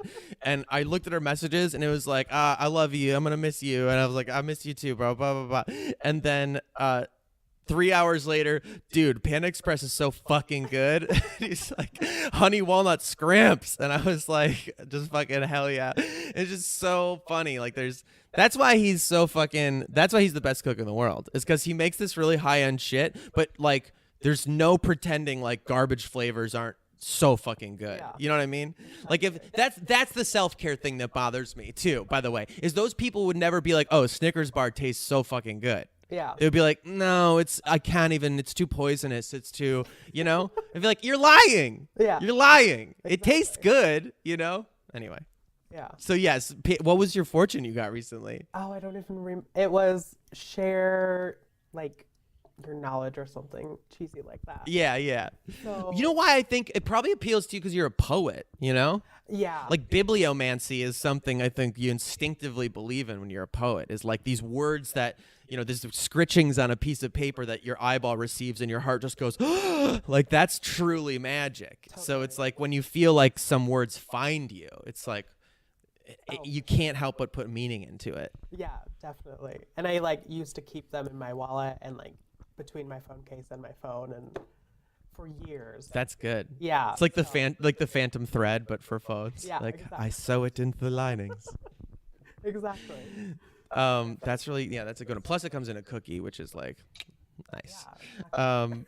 All right, good. Well, let's go on to the next one. 4. What's something dark dark about you? I think that's the fourth one. Dark about me, and everyone says this is a hard one.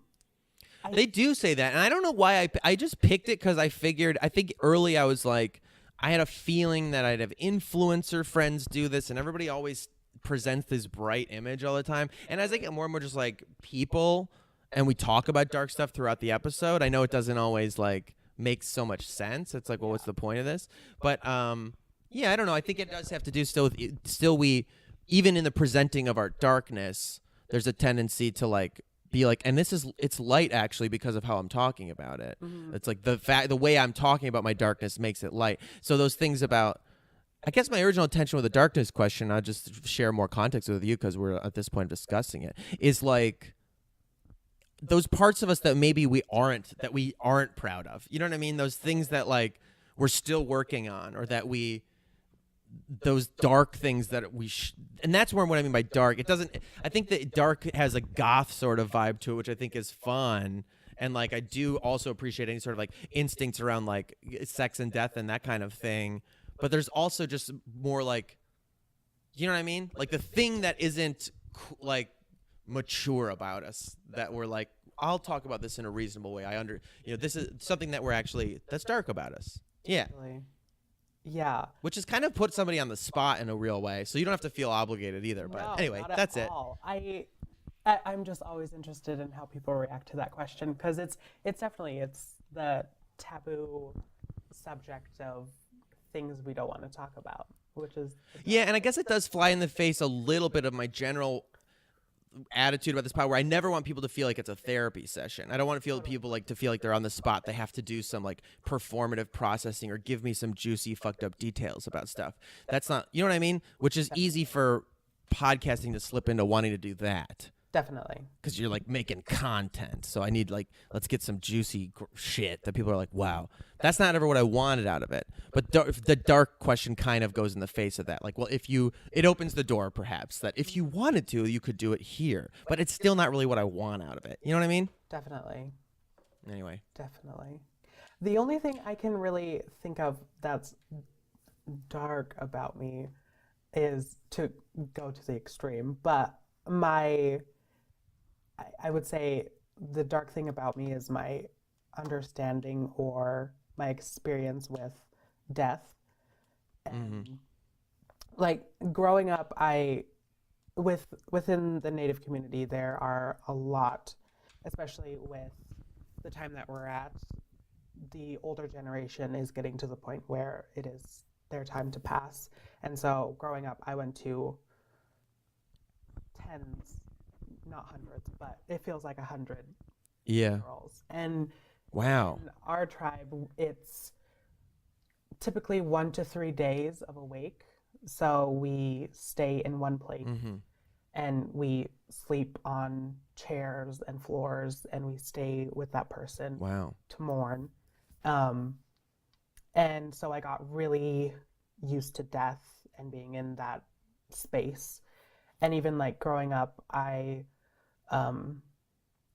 we had our dogs lived forever. So growing up, I had always seemed to be the only one there when the dog passed away, or knew that the dog was going to pass in a few minutes or a couple hours, and I just happened to be the person there, and I had to break the news to the family, or specifically my grandma thought her dog was pregnant, and I just happened to be home and helping out, and she brought her in, and she was just lying on the floor, and I was like, no, I think, and she lives in the middle of nowhere. It's on the reservation, so there's no vet. It would have taken like 3 hours to get anywhere close to a hospital or an expert to take care of it. But I just knew, and like 10 minutes later, the dog passed away, and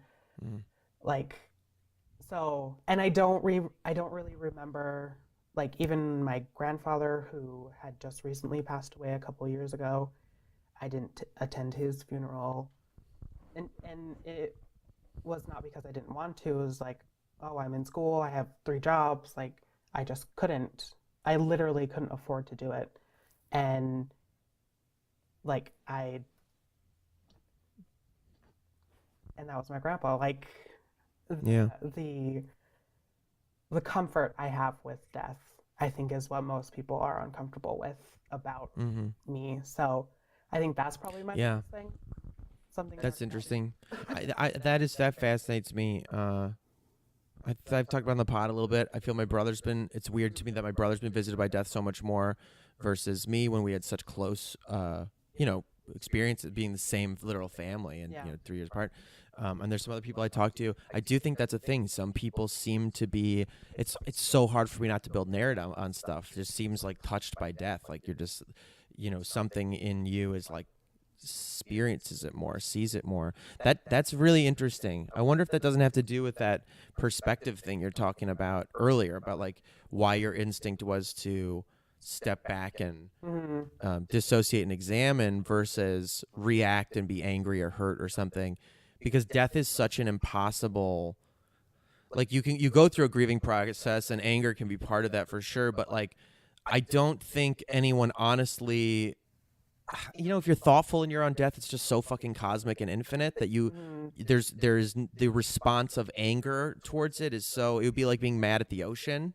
Like you just can't, it doesn't make sense. So it demands that you step back into a more super ego cosmic space sort of, Totally. It's interesting. I didn't know about that, the wake thing. That's like Shiva, sit in Shiva in Jewish culture. You like sit for 3 days. Similarly, and that 3-day mourning period is an interesting.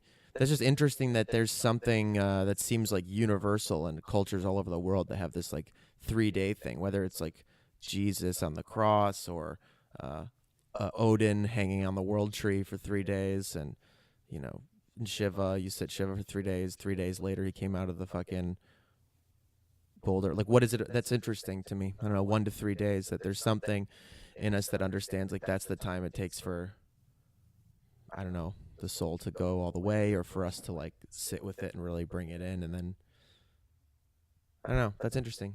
Do you know what that comes from or why that is? No, Yeah. it was just the norm. Like that was Yeah. another thing that no one just really. How old are you when when you first like went to a funeral? Remember something like that happening? First one, from what I can remember, it was probably 5 or 6. Mm-hmm. Was the energy of them like very like, was it fun? Was it celebratory? Was it very sad? Like, what is the vibe of those kind of, like Irish wakes are typically like you party to some degree, I remember my buddy's mom died in high school, and we went and we got fucking drunk. It was one of the first times really.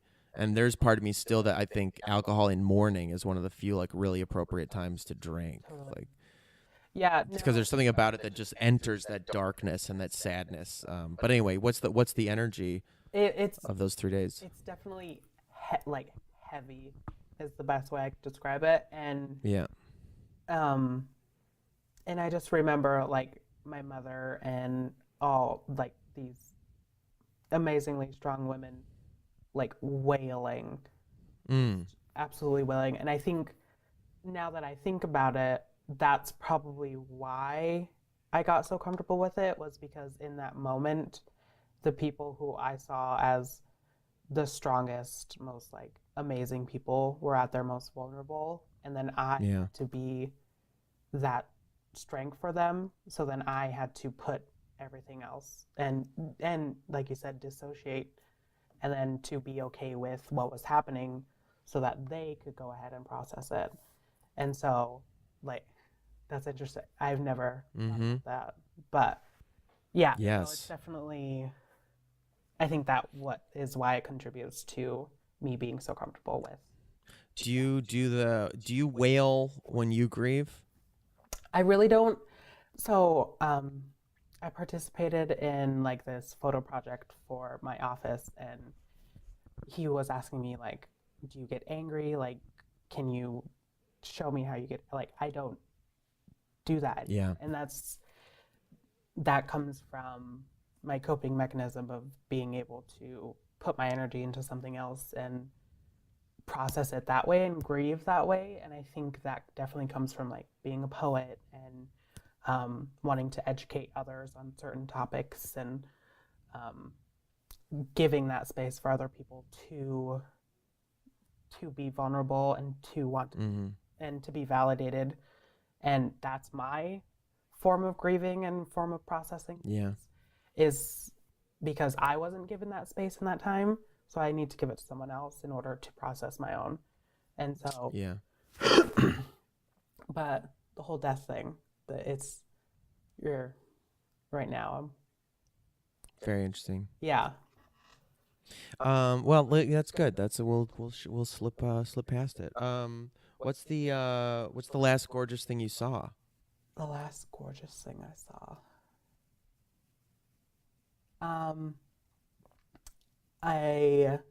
I just coordinated my aunt and my uncle's wedding this past weekend.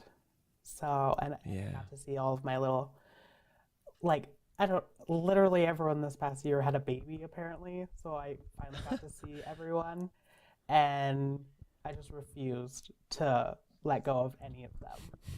So I had the most baby time just because I knew I wouldn't see them as often. So That's cute. That's nice that you do that. I don't have like the strongest with babies. I'm kind of like, cool, all right, you know. I mean, that being said, I had a really wonderful time with my nephew, like yeah, who's he's 5 when I got to see him at the holidays a lot, and he's really cute. But I don't know. Yeah, it's interesting. I've never had like a super duper like, when other people are like, look how cute these babies are. I'm like, I think dogs are cuter, but that is cute. That's a cute yeah, baby, yeah. No, I I'm don't like, know. this is my baby. I'm gonna take this baby. Like, Was that mama thing? I mean, how did that Mama Terry thing start? Do you Mama have like a Terry. sort of So when I was in my rebel phase, and we were going downtown a lot. That's when I recognized, like, when I was really, really drunk, I would not only talk in third person, but I would also turn on this personify or whatever of mama, and I'd be like, mama's tired, or mama's got a drink, or something like that. And it just kind of yeah. on. And then it definitely morphed into this idea of me being everyone's mama. Like, Yeah. I have friends who haven't called me by my actual name in 2 to 3 years just because I'm mama. Yeah. And certain people only know me by that name. And it's the fact that, like, in my small ass apartment, I invite 50 plus people to have food, and all Yeah. 50 Yeah. plus people. Do you feel more like mama? Like, is that like your standard? Like, if you introduce yourself, do you say like, oh, nice to meet you, I'm mama? I normally, if I don't know the person, it's more or less the other person who would call me mama. That's what I mean. Yeah, but I have a friend. His musician name is Coda, I think, but I met him as Coda. His name's Jordan, and I noticed his girlfriend calls him Jordan. But I'm like, he's like my good friend. I still just call him Coda all the time, Yeah. and I'm like, oh, that's weird. I just know you as Coda, so it's like that. That's what I mean. So it would be more like if someone was like, oh, and this is Mama, Yeah. and then you'd be Mama to those people. But if you introduce yourself, you just say I'm Terry. Yeah. Normally I'm Got it. Terry, and then if I'm the one to initiate the relationship and like I invite them over to that big thing and they actually come, like, Yeah. then they're inducted into. And everybody, yes, Yeah. that's very good. Then yeah, but no, it's something I started, but it's not something that I'm not like maintaining. Everyone else is for sure. Yeah, well, it's good. I mean, but it does resonate. There's a thread of that for sure. Like, don't, like, these babies are mine, and I took care of even your parents, but taking care of your siblings, and and there is it's funny because obviously a lot of that's like you shouldn't parent, you're parenting your parents, blah blah blah. But that is a very nice quality to also have. As like, so we'll just focus on the nice side of it for that part of it, not the like Exactly. latent codependency it instills in us. No, it is really nice. On that, how about let's do the last one. Let's do the don't kill yourself list. Coffee, sandwiches, lavender soap. and whatever. What do you like on there? Oh God.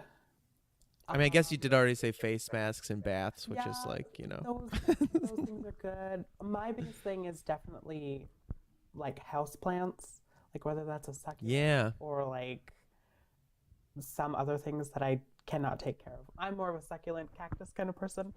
Mm-hmm. I have I think over 40 plants just in my room. Crazy. Yeah, Amazing. it's getting out of hand. Like I used to collect trinkets from thrift stores, and now I'm replacing the spaces with plants. Yeah. And That's a so, much better, I mean, obviously it's more work, but I think like that's going to create a better space overall, you know? sure, like I can feel my room is like lighter and nicer, and it feels really nice. Yeah. So house plants. That's good. Succulents is also like a Yeah. non-threatening start. Yeah. Well, and that's an interesting thing is everyone says succulents are like easier to take care of. Well, the only thing easier about it is you have to water it less, but the thing is Still got to water it. yeah, a lot of people actually want something that they can care for consistently, and succulents don't need to be cared for consistently. Oh, so that's interesting. So there is kind of a, So I I'll think grow weed plants for that, you know? it's Just very checking. misleading, I think, to say succulents are an easy plant to take care of because it's definitely delayed gratification when most people want that instant gratification of having a house plant. And for me, Yeah. I like I said, I like the challenge. So I like that delayed Yeah. gratification aspect of succulents and growing them and propagating them and waiting for weeks to see if they actually live or grow when other Yeah. plants are quick and do Right. that instantly. So for me, I would say if other people say they don't have a green thumb, probably go into something that needs more care because you'll be more invested initially. Yeah. That makes Instead of a sense. succulent where you'll forget about it because it isn't something you're consistently thinking about. So for me, it's misleading, and I don't really like that because a lot of my plants are from other plants that I've propagated. Like I've only bought like 5 plants maybe, but the rest of them are babies from those other plants. So, Yeah. so plants. That's cool. Yeah, I love plants. I want to try growing some more stuff. I do want to grow a weed plant. I think that'd be fun. Do it. I haven't. It doesn't seem like that hard. I mean, I don't know. Just growing a plant. Yeah. If my parents could do it in the basement of our house, I think anyone could do it. Exactly. There you go. I just feel like I just love, I want to grow more things. I like growing like herbs. I like growing things I can eat and like that they feel so interactive. I did like very briefly a million years ago, I did something that was like akin to a podcast, but it was only like 5 minutes long. And it was where I'd go foraging, just like learn about foraging and stuff like that. And I went on this with this one guy who did these like foraging hikes outside LA. And I was like, everyone should be your introduction to the woods should always be with like a forager. Like when you learn like everything you see is like that could be a poultice and that can be something you can eat and that can be this or that. And it's just amazing. The world's so much more alive when you're it's not just like greenery, flowers. It's like incredible. And I started walking around LA when I did the foraging thing, and suddenly you start noticing all the fruit trees that grow here. Totally. And you don't even see before. They're just there. Exactly. But anyway, so growing things, I think maybe I'd be inspired to grow something that you could eat or smoke or something, just because. But that being said, just the big green breathing plant in your room seems very like nice for its own sake, Oh, for sure. Yeah, it's really nice. Half of my room is currently replaced by plants, so we're just So good. Yeah. Well, I don't know. I think that's good. I feel like that was a pretty good first foray into a quote unquote listener interview, but I don't know. I mean, Mama Terry, I've got like, I don't know. This is a pretty good one. I like this. This was fun. I don't know. Yeah. I always learn something. It was good. I mean. Also a first remote attempt. So I mean, I hope this is like. Totally. Worst comes to worst, I'll just use this recording and we'll see if people hate it or not. But it's like I think I'm psyched to get your recording. Hopefully it'll sound all clean and pretty, and we'll all be like, new strategy and works. Yeah, exactly. And this is giving me good insight too, because I definitely want to start a podcast too, and just Yeah, I think you should. I saw your Instagram. You were putting like potential titles and stuff, and I was like, definitely do that. I mean, I don't know. I think there's so many. I guess there's so many podcasts out there, but like, this has always been so informative. Anytime you decide to speak up and talk to me about something, and I'm just like, put that in the fucking world, you know. Especially now, you can do it from anywhere. Like, exactly. you know, it doesn't take that much equipment to do something. And this podcast has been really inspiring for me because it's like, it's not like a huge, it's not like paying all my bills or anything like that. And it's not like a huge, but there's like the listeners grow a little bit every week. And I feel like the people who do listen, there's a little bit of a sense of community. And I'm just amazed at how we can, like, if I never did this, we never would have connected. And you've impacted my life in real human ways. And I get messages regularly. And I just continue to be struck that, like, even though I keep doing my Good Bad Brain because, quite frankly, the majority of it is just, I know it's good for me. Like, it helps me every week to do it. But keeping it this freewheeling, formatless kind of, I mean, there's a little bit of a format at this point, but you know what I mean? This kind of thing, and knowing that this just kind of mimicking, while it's saying I don't want to be doing therapy, sort of mimicking therapy, where like I long felt that like the gift, like one of the most healing aspect of therapy was just that you did it, that you set aside this 50 minutes every week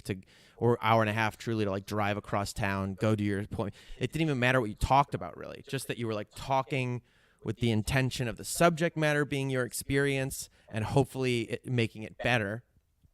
Seems helpful. I just know that in itself is healing and helpful for me.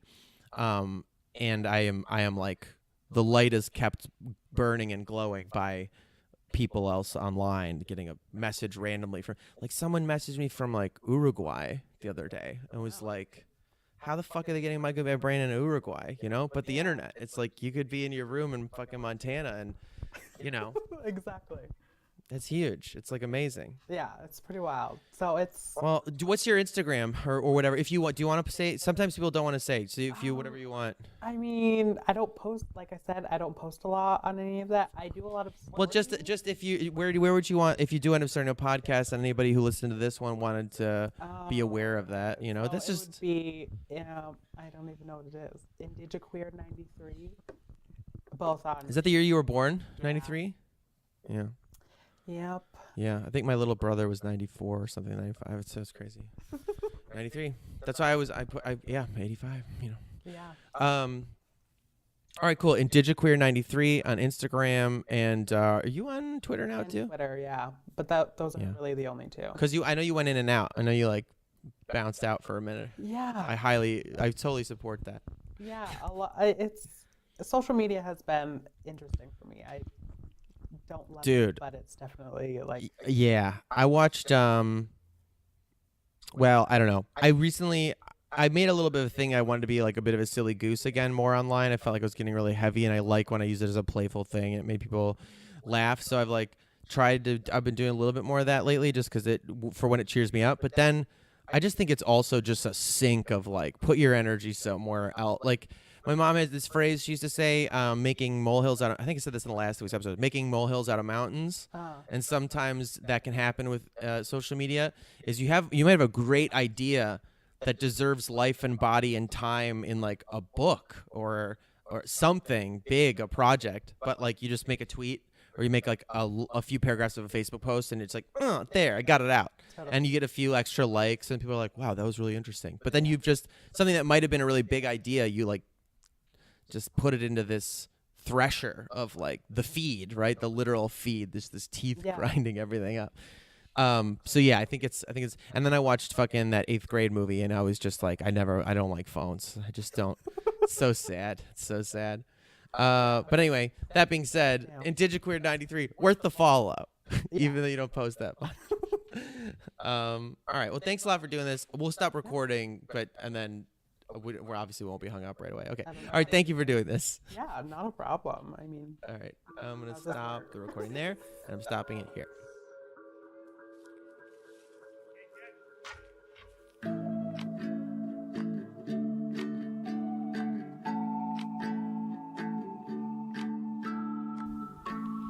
That was my Good Bad Brain today.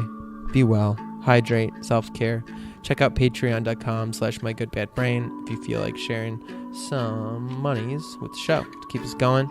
And yeah, take care of yourselves. Leave a review if you like it. Bye. Have a good one.